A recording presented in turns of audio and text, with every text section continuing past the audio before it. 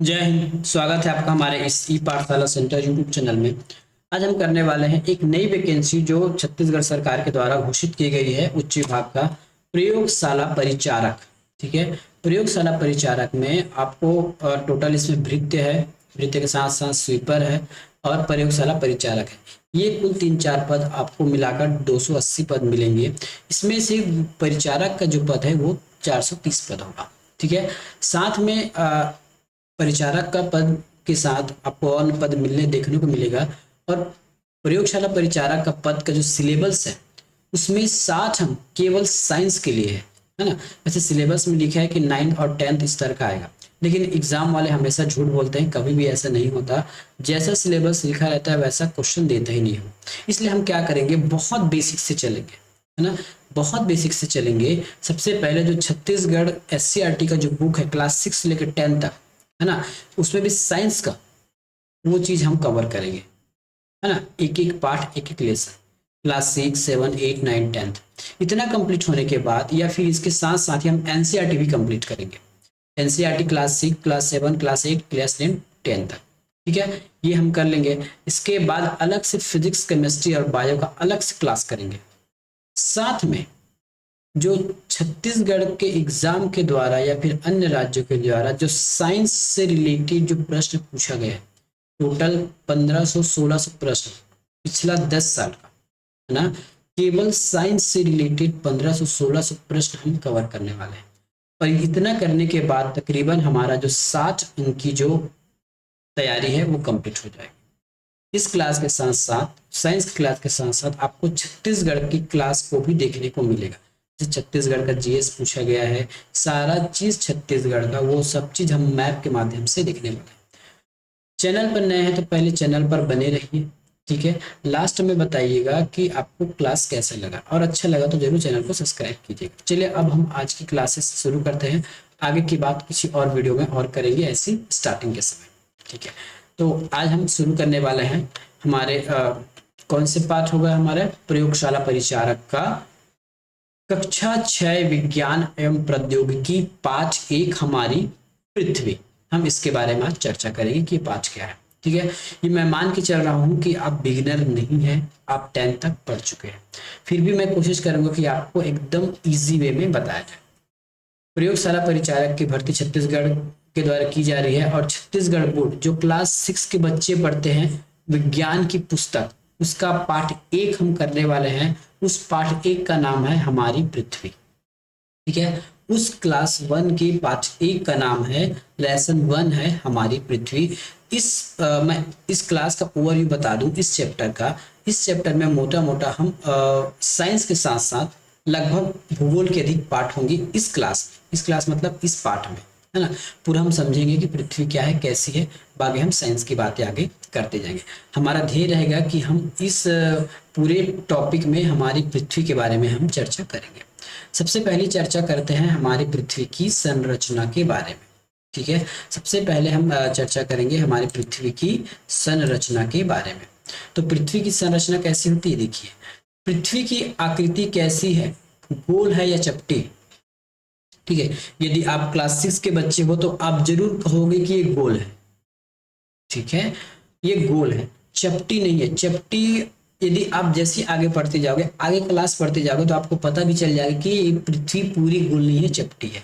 ये क्लास के स्टैंडर्ड के हिसाब से क्वेश्चन सेट किया जाता है या फिर बुक को बनाया जाता है। तो यदि आप एडवांस क्लास के बच्चे हो तो ये आप जान लीजिए पृथ्वी गोल तो है, साथ साथ पूरा गोल ना होकर, है ना, इस प्रकार बॉल के रूप में गोल ना होकर ये कुछ ओवल शेप में है।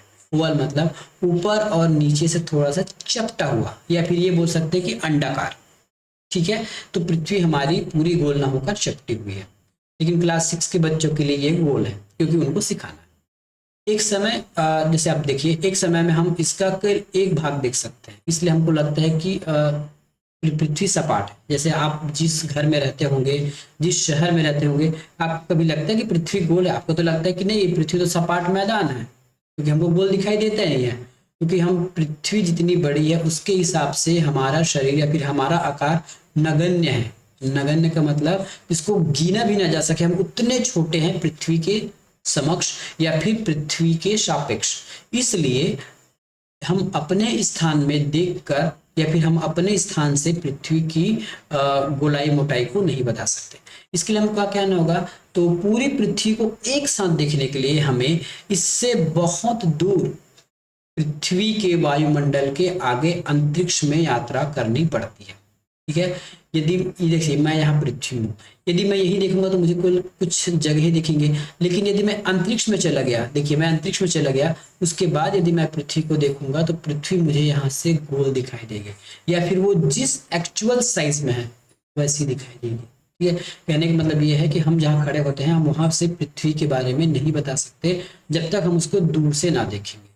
ठीक है, जब तक हम इस पृथ्वी को दूर से नहीं देखेंगे हम उसकी गणना नहीं कर सकते।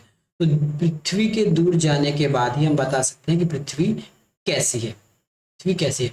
इस क्लास में हम आपको कुछ हाईलाइट करके बताएंगे, उसको आप अच्छे से याद रखिएगा, कुछ प्रश्न आपको यहीं से पूछे जाएंगे। आपने सुना होगा कि कई देश रॉकेट की सहायता से अंतरिक्ष यान में मनुष्यों को पृथ्वी से दूर भेजते हैं। ऐसी यात्री को हम अंतरिक्ष यात्री कहते हैं। ठीक है, ऐसी यात्री को हम अंतरिक्ष यात्री कहते हैं। कुछ ऐसे लोग हैं जो कुछ विशेष रॉकेट मशीनों के द्वारा, है ना, मशीनों बोल सकते हैं या फिर वाहन तो नहीं बोल सकते, रॉकेट, है ना, स्पेस रॉकेट या फिर स्पेस क्या बोले उसके जहाज, है ना, जो भी है, तो ये हमारे अंतरिक्ष में भेजते हैं। अंतरिक्ष में जाने के बाद ये लोग बताते हैं कि ये हमारा पृथ्वी गोल है कि कैसा है। जब तक हम वायुमंडल के आगे नहीं जाएंगे तब तक हमको पता नहीं चलेगा कि पृथ्वी कैसी है। हमारा इतने पढ़ने पर हमारा मेन मुद्दा ये है कि अंतरिक्ष यात्री कौन होते हैं। तो वैसे लोग जो रॉकेट में बैठकर पृथ्वी के बाहर जाते हैं, वायुमंडल से ऊपर जाते हैं, अंतरिक्ष में जाते हैं, उनको हम अंतरिक्ष यात्री कहते हैं। अंतरिक्ष यात्रियों के द्वारा खींचे गए पृथ्वी के चित्र को देखने से पता चलता है कि पृथ्वी का आकार गोलाकार है। ये देखिए, जब भी हम पृथ्वी के बारे में चर्चा करेंगे और यदि अंतरिक्ष यात्री हमको बताएंगे तो पृथ्वी कुछ इस प्रकार से वो लोग अनुमान लगाते हैं या फिर देख पाते हैं कि पृथ्वी इस प्रकार की गोलाकार है। ठीक है, पृथ्वी एक प्रकार की गोलाकार है जहां आप कुछ नीले चीज देखेंगे, कुछ हरे, कुछ सफेद, कुछ इस प्रकार से आपको देखने को मिलेंगे। अब देखिए वास्तविक पृथ्वी कुछ इस प्रकार से है ना, पूरी बॉल की तरह गोल नहीं है। जैसे हम टेनिस बॉल खेलते हैं, वॉलीबॉल खेलते हैं, बास्केटबॉल खेलते हैं, फुटबॉल खेलते हैं, वो बॉल पूरी तरह गोल होती है, लेकिन पृथ्वी पूरी तरह गोल नहीं है। कैसे हो सकती है आप ही बताइए। हमारा जो मुख है, कहीं पे नाक, कहीं पे कान, कहीं पे आंख, कहीं पे मुंह धंसा हुआ है, कहीं पे उठा हुआ है, तो पूरी गोल कैसे हो सकता है। इसी प्रकार पृथ्वी में बड़े ऊंचे ऊंचे पर्वत हैं, पहाड़ है और नदियां हैं, बड़े बड़े सागर हैं, तो कहीं उथला है, कहीं ऊंचा है, कहीं गड्ढा है, कहीं ऊबड़ है, कहीं खाबड़ है।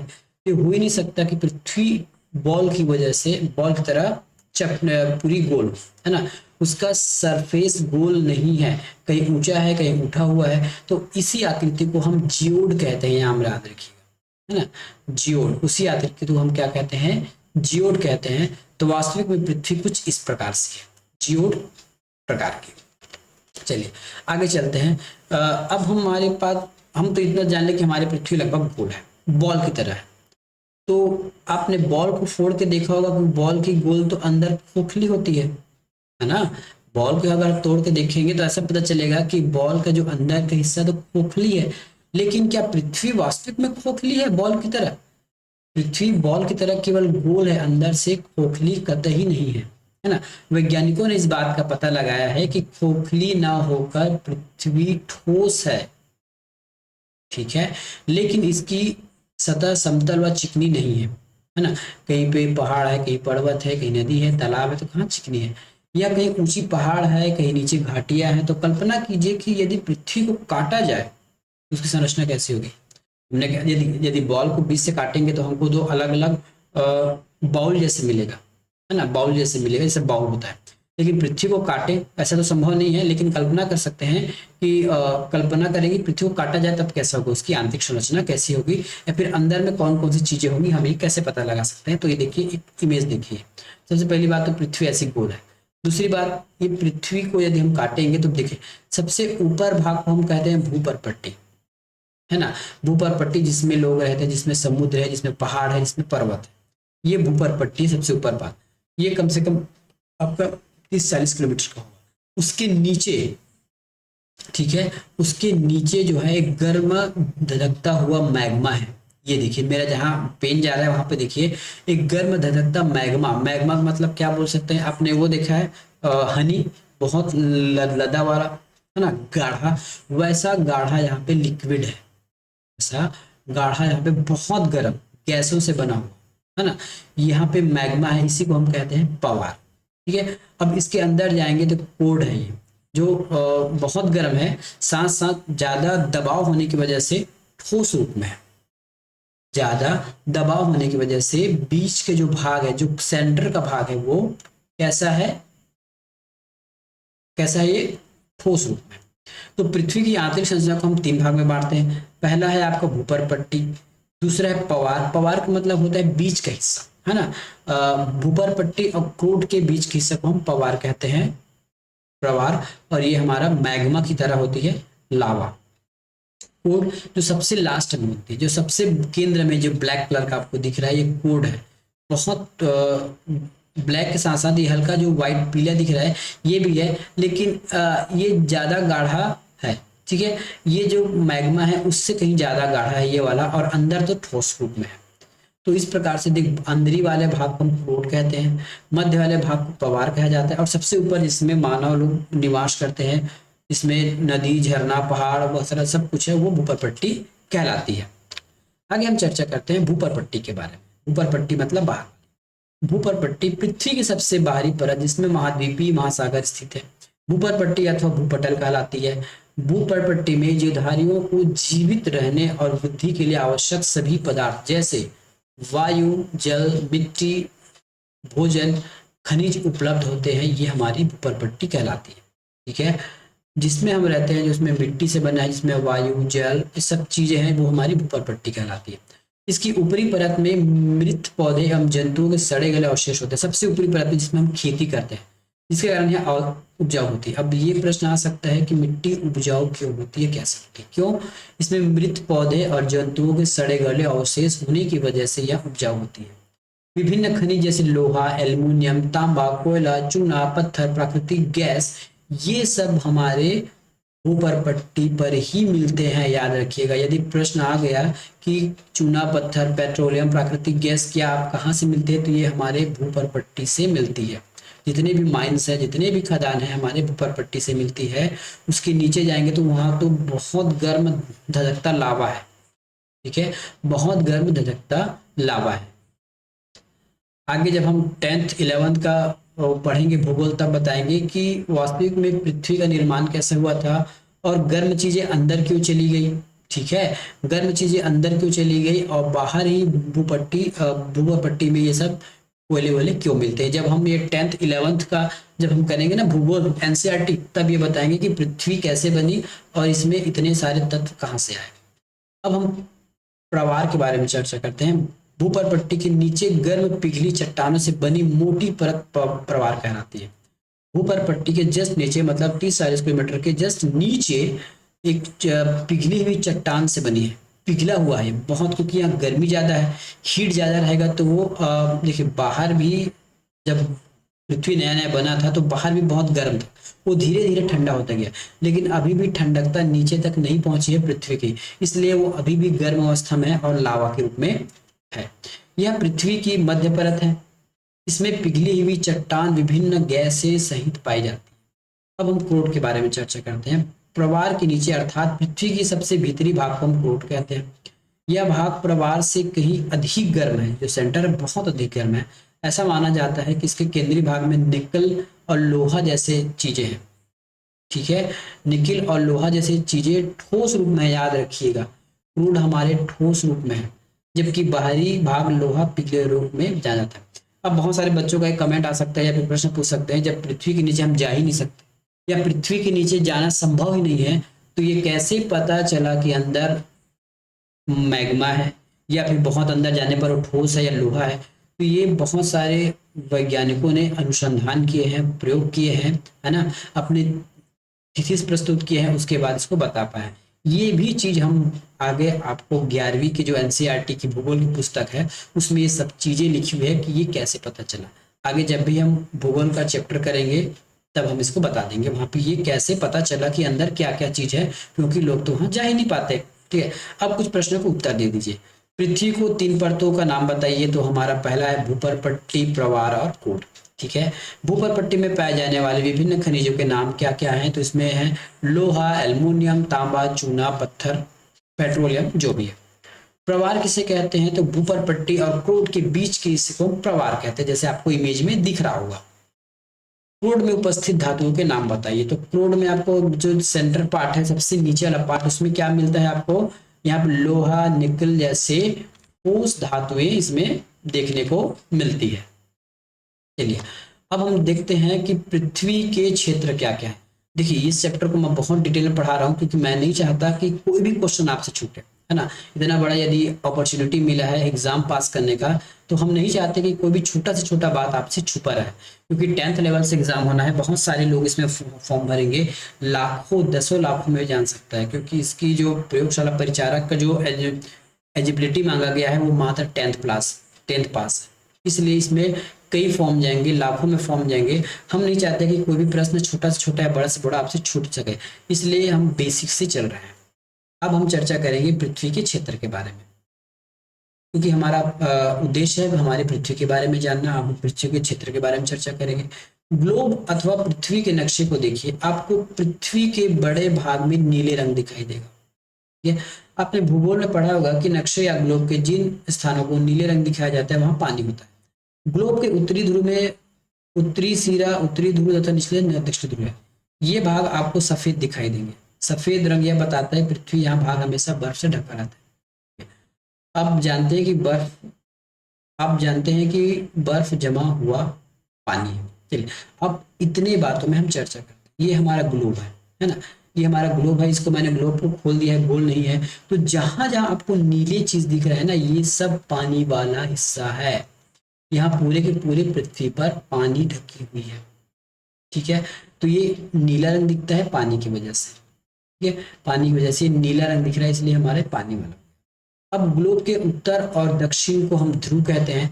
ध्रुव में हमेशा बर्फ जमा रहता है। क्यों? क्योंकि वहां सूर्य की जो किरणें हैं तिरछी पड़ती है, अधिक हीट उस क्षेत्र पर नहीं जा पाती, इसलिए वहां का जो पानी है, देखिए पहले सभी जगह पानी था, पूरे पृथ्वी में पानी था, है ना। जहां जहां धूप अधिक पड़ता गया वहां का पानी पिघलता गया, वहां समुद्र नाले बनते गए। बर्फ अभी भी वहां पे बर्फ बनने का कारण ये है कि पहले तो यहाँ पे पहले से बर्फ है। दूसरी बात, वहां अभी भी अच्छे से धूप नहीं जा रही है, लेकिन अब ग्लोबल वार्मिंग की वजह से वहां का भी बर्फ पिघलने लगा है। ठीक है, तो ऊपर और नीचे ध्रुव में बर्फ जमने का एकमात्र कारण है कि वहां सूर्य की किरणें प्रॉपर नहीं पहुंच पाती, इसलिए। अब ये देख लीजिए, ये हमारा ग्लोब है ना। ये होता है उत्तरी दक्षिणी उत्तरी गोलार्ध, और नीचे वाला दक्षिणी गोलार्ध। नीचे में भी पूरा पानी जो है बर्फ के रूप में, इसको हम अंटार्कटिका कहते हैं। ठीक है, और ऊपर को हम कहते हैं आर्कटिक। ठीक है, आर्कटिक, तो आर्कटिक और अंटार्कटिक ये दोनों बर्फ से ढके हुए हैं। यहाँ पूरी पानी जो है बर्फ के रूप में मिलती है।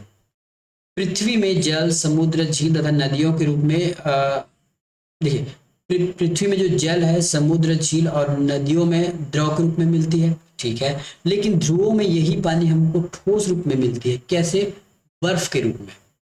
बर्फ का मैंने कारण बता दिया कि क्यों है। द्रव एवं ठोस जल युक्त यह क्षेत्र पृथ्वी का जलमंडल कहलाता है। ठीक है, प्रश्न यदि ऐसा पूछ दिया कि इसमें जलमंडल में शामिल नहीं है, ऑप्शन ए नदी, तालाब, झरना या फिर समुद्र, और लास्ट में आपको दे देगा बर्फ, तो आप क्या लगा के आओगे? इसमें सभी शामिल है। हाँ, जो बर्फ है, जो पानी है बर्फ के रूप में है, इसलिए हम उसको भी जलमंडल कहेंगे। वो भी क्षेत्र हमारे जलमंडल के अंदर आएगा।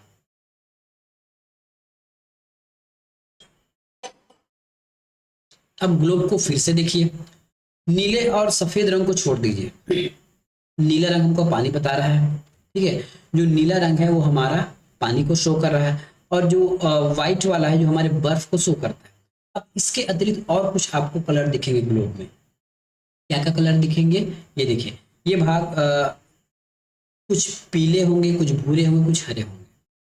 ठीक है, पीला रंग क्या दिखाता है? पीला रंग हमारा मरुस्थल दिखाता है, याद रखिए, कहीं लिख लीजिएगा। पीला रंग मरुस्थल को दिखाता है। भूरा रंग हमारे पठारी क्षेत्र को दिखाता है। साथ में जो हरा रंग है हमारे हरियाली को दिखाता है, कि जहां जहां फॉरेस्ट है, जहां जहां खेती होती है, वो हरे रंग को शो करती है। जैसे इसमें देखिए, ये हरा, ये सभी हरे रंग दिखा रहे हैं, मतलब यहाँ खेती होती है। और ये व्हाइट दिख रहा है, इसका मतलब यहाँ भी बर्फ। और जहाँ पीला दिख रहा होगा वहाँ वहाँ बर्फ, ना तो बर्फ है ना तो चट्टान है, वहाँ रेत है, मरुस्थल है। ठीक है, ये वे भाग है जहाँ जमीन है, जिसको हम भूमि कहते हैं। इन्हीं पर कहीं पहाड़ है तो कहीं पर्वत है, कहीं खाई है तो कहीं मैदान।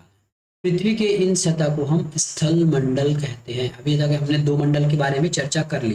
पहला जल मंडल, दूसरा स्थल मंडल। स्थल मंडल हमको क्या मिलेगा? पर्वत, पठार, खेती, है ना, मरुस्थल, इंसान। यहाँ पे हमको मिलेगा स्थल मंडल। अब पृथ्वी के कुल क्षेत्रफल का 3/4 जल मंडल है। 3/4 मतलब 3/4। ठीक है, लगभग 75% हमारा जल मंडल है, 1/4 स्थल मंडल है। अब यह बताइए कि पृथ्वी की सतह पर पानी अधिक है या जमीन? सीधी सी बात है ना। यह तो स्पष्ट रूप से दिख रहा है कि पानी अधिक है। दूसरी बात हमने कह दिया, टोटल 4 में तो 3 पानी है, तो बचा कितना? 1, तो 1 स्थल मंडल है। ठीक है, आपने यह पढ़ा होगा, ठीक है, आपने यह पढ़ा होगा कि पृथ्वी के चारों ओर हवा है। बिल्कुल पढ़े हैं भाई। हमें हवा दिखाई नहीं देती, किंतु जब हवा बहती है तो बहुत सारे हमको महसूस होती है। पृथ्वी के चारों ओर उपस्थित वायु के घेरे को हम वायुमंडल कहते हैं। इस प्रकार हमने पृथ्वी के तीनों क्षेत्रों को जान लिया, जलमंडल, स्थल मंडल और वायुमंडल। आगे प्रश्न आएगा। वायु किससे बनी होती है? तो वायुमंडल, केवल एक चीजों को हम वायु नहीं कहते। वायुमंडल में आपका 90-99% भाग में आपका मिलेगा आपका नाइट्रोजन, ऑक्सीजन गैस और कार्बन डाइऑक्साइड। इस प्रकार की अनेक प्रकार की गैसें मिलेंगी, और ये लगभग 40 किलोमीटर तक पाया जाता है। भूपर पट्टी से 40 किलोमीटर की ऊंचाई तक वायुमंडल हमारा पाया जाता है, याद रखिएगा। भू भूपर पट्टी से ऊपर 40 किलोमीटर की ऊंचाई तक वायुमंडल पाई जाती है। इसमें से सबसे ज्यादा गैसें हैं नाइट्रोजन 78%, उसके बाद ऑक्सीजन 21%, और शेष कार्बन डाइऑक्साइड है। बाकी और क्लास पढ़ेंगे तो हमको कुछ कुछ और गैसों के नाम मिलते जाएंगे। ठीक है, अब ये हो गया हमारा लास्ट। आज हम यहाँ पे लास्ट करेंगे, फिर हम नेक्स्ट चैप्टर में करेंगे। सबसे पहले हम बताते हैं कि वायु बनती कैसे। आज में एक प्रैक्टिकल करके भी बताएंगे वायु किससे बनती है। तो वायु का ये हमने भाग देख लिया था, क्रियाकलाप देखते हैं, है ना, क्रियाकलाप देखते हैं। अब हम आपको वायु के बारे में बता रहे हैं कि क्रियाकलाप क्या होगा। सबसे पहले आवश्यक सामग्री होगी आपके पास, एक कांच का गिलास होना चाहिए और कुछ बर्फ के टुकड़े होना चाहिए। अक्सर आपने देखा होगा कि जैसे भी हम एक ठंडा पानी गिलास में डालते हैं तो कुछ देर बाद उस गिलास के चारों ओर जहाँ पे ठंडा पानी है, उस बाहरी एरिया में कुछ पानी की बूंदें आ जाती है। या फ्रिज से कुछ बॉटल निकालिए और कुछ समय के लिए उसको छोड़ दीजिए बाहर में। थोड़ी देर बाद उस बॉटल के चारों ओर ना थोड़ी थोड़ी बूंदें आ जाती है। अब बताइए कि पानी आया कहाँ से? ऑप्शन ए, क्या आपका गिलास फूटा है? ऑप्शन बी, पानी कहीं से कोई लगा दिया, है ना। ये बच्चों वाला प्रश्न है। तो बहुत लोगों को ये नहीं पता कि उस बॉटल में पानी आया कहाँ से, है ना, या फिर उस गिलास में पानी आया कहाँ से। थोड़ा सा इसमें और चर्चा करेंगे, फिर आज की क्लास ही खत्म करेंगे। जैसे मैंने ये गिलास बना दिया, ठीक है, मैंने एक गिलास बना दिया। एक गिलास में मैंने बर्फ के कुछ टुकड़े रख दिए ठंडा ठंडा, और आधा घंटा या 10 मिनट बाद जैसे मैं आके इसको देखूंगा, ठीक है, जैसे मैं आके देखूंगा तो इस गिलास के चारों ओर, इसके चारों ओर, इस गिलास के चारों एक पानी के मुझे बूंदे दिखाई देंगी। अब ये पानी की बूंदे आई तो आई कहाँ से? ये पानी की बूंदे आई तो आई कहाँ से? इसी थ्योरी पर हमारा जो वर्षा है वो काम करता है। वास्तविक में हुआ क्या है ये देखिए। गिलास में जब बर्फ के कुछ कुछ टुकड़े डाले गए, कुछ समय पश्चात गिलास के बाहरी सतह पर परीक्षण करने पर पता चला कि वहां कुछ पानी की बूंदे आई। वायु में देखिए अब क्या होगा, ये गिलास है और यहाँ वायु बह रही है ना। अब वायु तो हर जगह है, वायु यहाँ बह रही है। वायु बहते बहते यहाँ पे आई और इसे टकराई गिलास से। क्योंकि ये गिलास का हिस्सा ठंडा है, इसलिए वायु में जो भी नमी था वो भी ठंडा हो गया। वायु में जो भी नमी था वो ठंडा हो गया। ठीक है, वायु में जो भी नमी था वो ठंडा हो गया, और ठंडा होने के बाद वो पानी के बूंदों में बदल गया। गिलास के अंदर से पानी बाहर नहीं आया है, ना ही गिलास टूटी है, ना ही बॉटल फटा है। ये है हमारे वायुमंडल में जो नमी है ना, वो नमी जो है गिलास के संपर्क में आने से ठंडा हो गया और संघनन हो गई। संघनन होने से ये वापस पानी में बदल गए। ठीक है, तो इससे क्या निष्कर्ष निकला कि वायु में जलवाष्प उपस्थित होती है ना, वायु में जलवाष्प उपस्थित होती है। जब गिलास की ठंडी सतह के संपर्क में आई तो वायु ठंडी हो गई, जिसके फलस्वरूप कुछ जलवाष्प पानी की छोटी छोटी बूंदों में बदल गए, जो हमें गिलास में बाहरी और बूंदों के रूप में दिखाई देती है। ठीक है, बहुत सारे लोगों को अभी भी ये नहीं पता कि ग्लास के बाहर ठंडी पानी आती कहाँ से, ये वास्तविक में कहाँ से आती है, जल वाष्प से।